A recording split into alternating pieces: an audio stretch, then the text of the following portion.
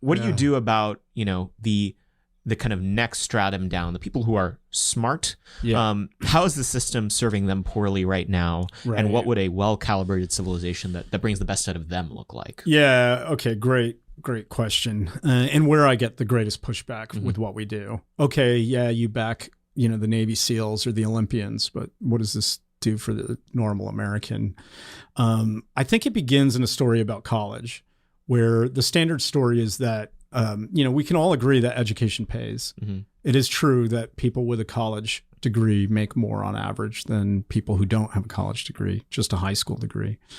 The big question is why. The standard story is that the colleges teach skills, and then those skills, once imparted, are rewarded in the labor market. That's what everyone wants to believe.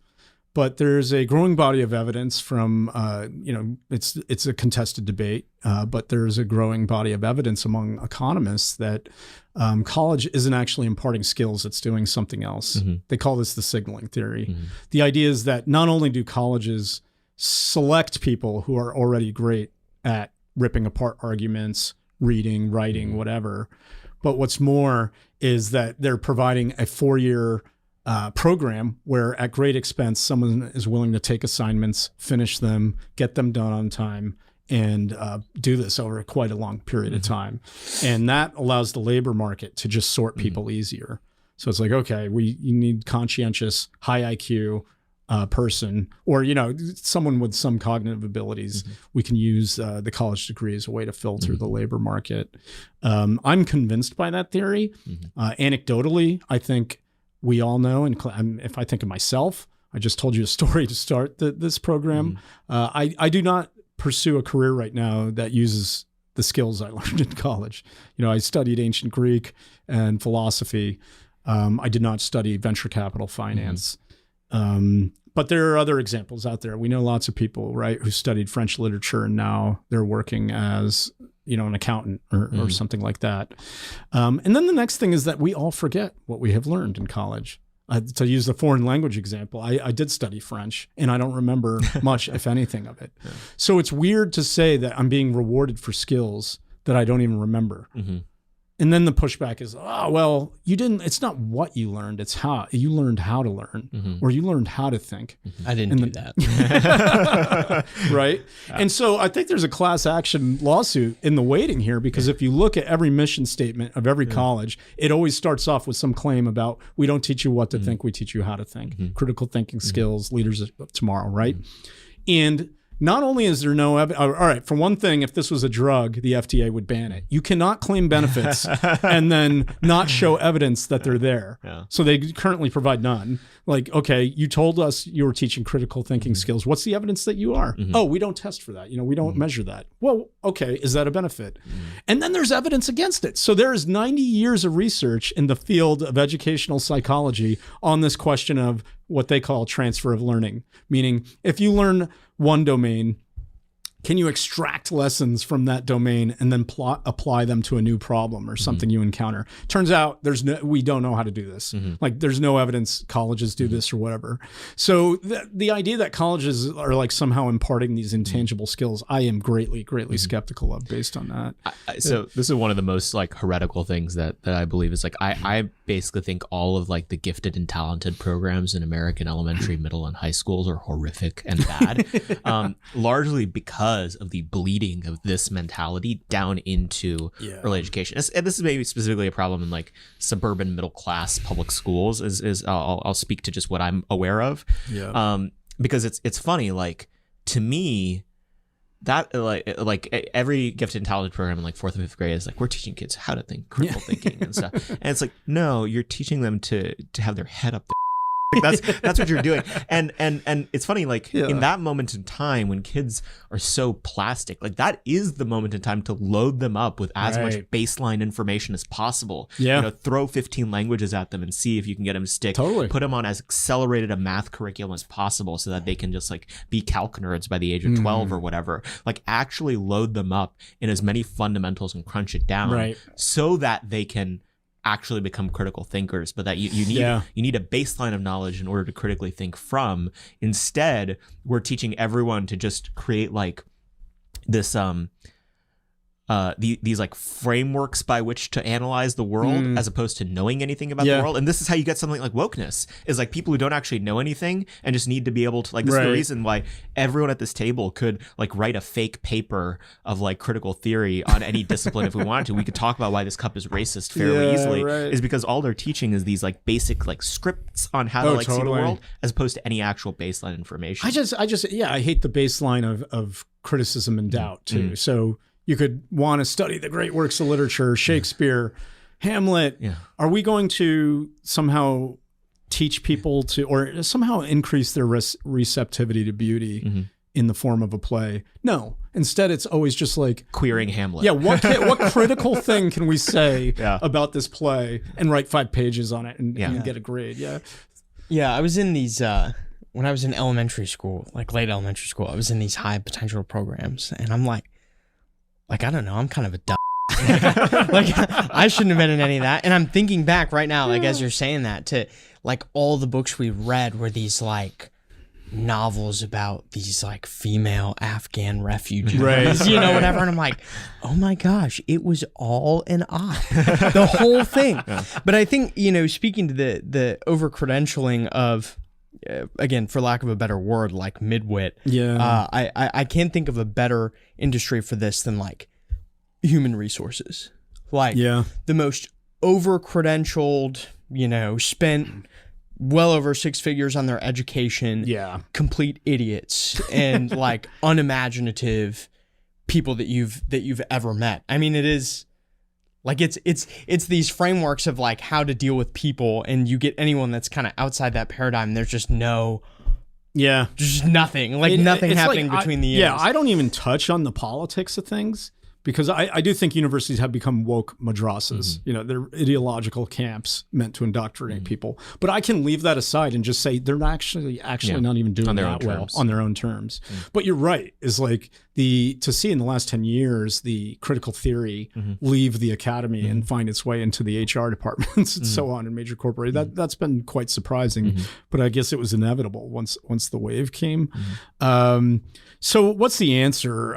If you buy the signaling theory, then we shouldn't be subsidizing education to the degree that we do. The government should not be, you know, giving out grants and loans for people to enter this arms race that isn't actually productive. Maybe an analogy there is if one person stands up in a theater or at a stadium, okay, it improves that person's view, but then it forces everyone else to stand up, and then we're back where we started. That's where the college degree is. There's so many careers where you don't need a college degree, and yet now we require one. Think of like police officers and so on. That's absurd that, like, you know, 50 years ago, cops didn't need it, and there were great cops, and like, I don't think that, you know, getting a degree in English literature necessarily makes you better on the beat. So what do I believe in instead? So maybe for the midwits, we shouldn't be subsidizing the surplus, the overproduction of elites. On the other side, I look to 2 things. One would be there are examples out there where countries have done a better job. To some degree, Germany and Austria, but really the pinnacle is probably Switzerland. They have a robust apprenticeship program. Something like 70% of all teens participate in it. It doesn't just include manufacturing or the trades. It's also retail, finance, serious careers. And they make money doing it. They can make like $1,000 a month as a teen. And it's enabled them to launch their careers, learning by doing, actually learning skills that are rewarded in the marketplace. And the upshot is they don't have an underclass of overeducated 20-somethings who are indebted. So I think there are policy prescriptions that we could change. And, you know, when we were just warming up before hitting record, you know, we were talking about apprenticeships. So could we find a way to subsidize apprenticeships, learning by doing? And in Switzerland, it's like their school week is a mix of some classes, meeting with advisor, mentor, and this is all overseen by the state, and then working. So, I mean, maybe that could be the on-ramp to a successful career for more people, instead of trying to force everyone into this one colossal assembly line for some vague pre-professional degree. Culturally, it's shocking that we denigrate the trades in America, that you're just like tattooed as a dunce because you didn't have a degree. That is just so wrong. So how many people have been forced onto that path to go to college, take on some debt, probably not even graduate, and then be stuck with that afterwards. That's just unjust. I mean, it's so crazy. You're kind of getting this reversal of like, what it actually means to be middle class, and that you have a lot of these people, we like joke, like we call them wage slaves, right? Like, like wagey, get in your cage, like you're at your computer all day. Corporate cubicle donkey. Yeah. And you make like, 50, 60 grand a year or whatever doing that. And then there are these, guys going and, starting their own plumbing companies, and they're making well over six figures a year. So like almost all the guys that I have doing stuff at my house that's beyond my ability, like as an example, we had something wrong with our chimney masonry. So I was having like a chimney expert come out and fix it. He can come and fix it in 5 months. Wow. Because there's like such a high demand, like nobody. And I was talking with one of my neighbors. I'm like, maybe I should quit my job. We should like start a company that does like chimney masonry. I don't know anything about it, but this is why YouTube exists. You can just learn stuff like that. Yeah, I live in the Colorado mountains, and contractors are so hard to come by, and then you see them pull up in Teslas. And they're like in these communities too. They're like the richest people Totally. Yeah, I can't remember the stat, but there is something where I saw like the average plumber makes more than the average doctor in some fields now, if you count the cost of medical school and all the years.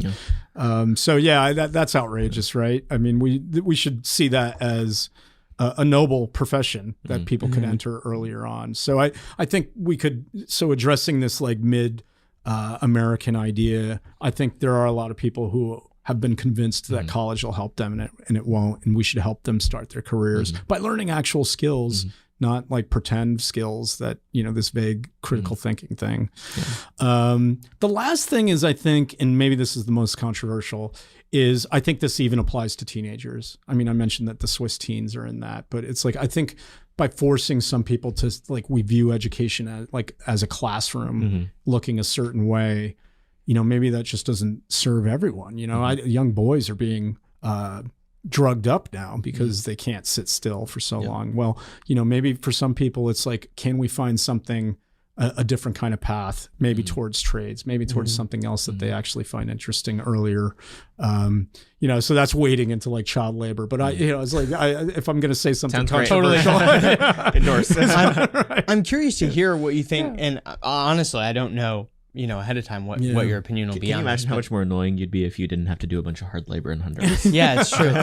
So I grew up working on a hog farm. Oh, no way. In the jungle in Honduras. So like 12. Wow. So I did school half a day, and then the other half a day I worked in the pig barns. So that's there you go. I don't really know how to do anything, but I'm curious to hear, and this is kind of I guess plays into that, because I was homeschooled, but you get a lot of people. I think this is a really cringe opinion, honestly. People will say homeschooling will fix everything. We just need to shut down all the like to their credit.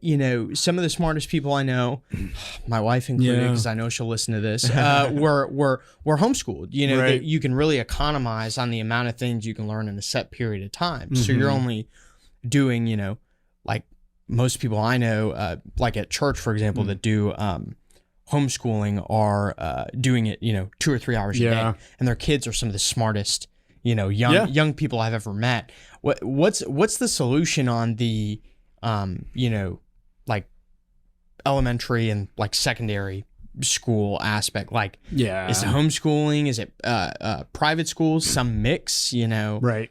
Can we say public schools? This is probably the most controversial topic right here. Awesome. I think we should abolish the public schools. I'm going to go that far. I think both conservatives and libertarians have just like for too long accepted that socialism in education will work. It doesn't. We should know this. What happens under socialism is it's like there's a little Kremlin in every town. It's the public school. And this isn't even with respect to the indoctrination stuff. It's just like the field of education has not advanced. Talk about technologies in terms of a social technology. We actually don't know how to teach people things or how to help them learn better. I did canvass a lot of this research, and the people who study it are shocked at how little their techniques are adopted when it comes to efficacy. So that's shocking to me, but it's also a factor of like, you can't experiment in public schools. So we are spending more per student than any time in our country's history. If you add up all local, state level, federal government money in K through 12, it's close to $1 trillion a year. That's quite a substantial amount of money. And the government should not be in the production of education. So I'm definitely for, okay, can we give vouchers to people? Can they experiment and use these in different ways? But the last thing is just that, we don't know how people learn. So how do we increase experimentation? The public school system isn't doing it. California, there's some crazy stat that something like 23% of all Californian adults are functionally illiterate. They can read some things, but they can't read contracts and so on. All right, that is an indictment of our education system. Yeah. We are not preparing people for citizenship if they can't read. And so it's not like more money's not going to help. So that's why I'm getting all worked up about this. Like, and so angry. It's like, this is not working. We got to try something different. I will say, great second book title, A Kremlin in Every Town. It's just bookmark that. Your local elementary school is the Longhouse. So what would emerge in a system where people could spend money in different ways and it wasn't so regulated? I mean, there would be homeschooling, there would be pods, there could be little schoolhouses, there could be like people who teach one thing and not another. It's like we just see a proliferation of different styles, I think. But currently it's just this factory model that everyone marches to the same step. I mean, just step into a classroom. It's dreadful. Like the scalding fluorescent lights over your head, the desks in a row. It's like, how are people not more upset about this? I don't know, because it's just been the same for so long. Well, because it's daycare. That's right. That's the key thing, right? Is like really what we're talking about is daycare. Yeah. So this is another category of thing where like the reason most people are upset about it is a different reason than I'm upset about it, but equally so, is that I think one of the most dangerous things about the system of education that we've laid out from K through 16, if you count undergrad, is that children spend most of their time around either people much, much, much older than them, parents and teachers, or people basically exactly their same age. And I think there are enormous, heavily under-indexed social consequences that come out of this, especially in a world where people are in smaller and smaller families. They're only children, or maybe they have one sibling, is that there is no script except for the script that the system provides you for what aging looks like. And so as you have the proliferation of longer and longer educational timelines, you got to get a bachelor's, you got to get a master's. Basically, like, not only have we extended adolescence, but we've extended adolescence for everyone because it's lowest common denominator. So there's, high school is designed to get some kids into college, and college is designed to make them into adults. Therefore, no one in high school is an adult because they're not around adults because they don't know what those look like. I mean, that's spot on. I think that's right. That if you're 18, suddenly all the 19-year-olds are gone. They're off at college or somewhere else. And there aren't good role model examples, not at a Michael Jordan level, but at like a near level to you, where you're like, oh, maybe that's a path I could take in my life that I actually find charismatic because Joe's a cool guy and I like, looking at what he does. I think you're so right. Well, and this goes back to, I think, one of the coolest parts about the Thiel Fellowship or the work you're doing at 1517 Fund is that, people don't know how much weight they can carry until you add another plate. And so if you have this thesis for identifying this exceptional talent that could potentially carry much more than people typically expect out of a 17 or an 18-year-old, and you put them in an environment of people who, maybe they're older, they're in their 20s or 30s, who also have founded companies, turns out they could probably just blend right in. And unless you really know what, unless they look obviously younger than everyone else, you might not even know that they are. And we have nothing in society that is designed to help make that happen. At best, there is a program that might let you get the next grade up math class, but that's it. Yeah, to go back to the homeschooling thing, we saw a lot of people come through the fellowship and now with 15, 17 who are homeschooled. And what we noticed was they just had an easier time interacting with adults. I think there's something about the homeschooling world where there's less of this sort of authority figure student dynamic, and you're mixed up with other people of different ages. And then there's the lack of structure. So like that Intel Science Award winner didn't survive well in the wild because they're just used to working within an existing structure that has clear objectives and assignments and so on. So I think it would serve all of society to look more like the homeschooling style for the reasons you mentioned. It's strange to me that there's this, like, you're going to march lockstep with everyone who's your age, pretty much. That is, everyone should scratch their head wondering why that would be the case. Yeah. So the upshot of everything that you're saying is that, we have this horrific education system from K through 12 and beyond, and that it's completely poorly serving people, our economy, and the future of innovation. Even if we fixed everything tomorrow, there'd be 150 million people that went through that system. Right. If you call that system what has existed over the last 40 years, roughly, is there any hope for them? Are they just going to be this like basket case, like generation in history? Even if we fix everything, it's like the one ring of the tree that looks like kind of grody and like, diseased. Like, is there any way to redeem the people whose brain was poisoned by this system? I don't know. That's a great question. Yeah. There's a bit of a Stockholm syndrome thing where, and you see this with, Eastern Europeans and Cubans, these people who lived under Soviet communism, and then maybe for good reasons, it's like they live in a chaotic time, and then they long for the stability of they're like, we hate those people. We should just kill them. Well, and all these people live under Kremlin primary school in the United States now. So, like, what's the answer for them? Yeah, I don't have that's a great question. I don't have an answer for.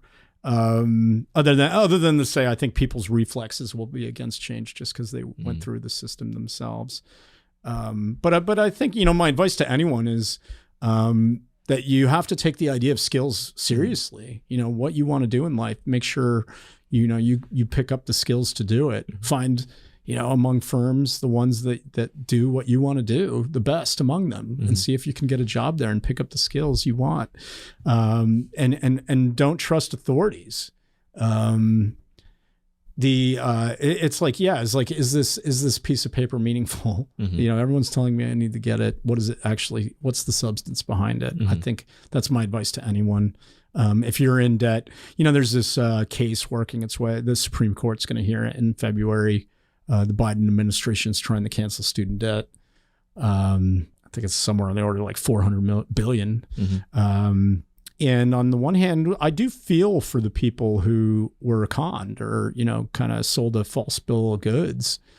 But on the other hand, it's like, can we really ask people who didn't go to college to subsidize those useless degrees? Can we ask the people who did go and work their ass off, or parents who paid? That seems unfair. And then the next thing is like not blaming the culprit. The universities are to blame for the cost. So if we forgive debt this year, what do we do in 5 years or 10 years? Size of the Harvard endowment?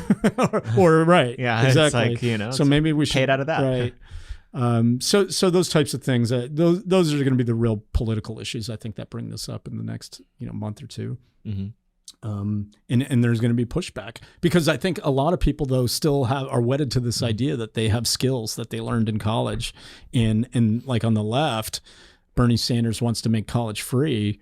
And it's all on this model that people are learning skills in college. We just doubt the main premise of the idea. It's like, wait, should we be paying people to participate in that signaling arms race? Okay, maybe not.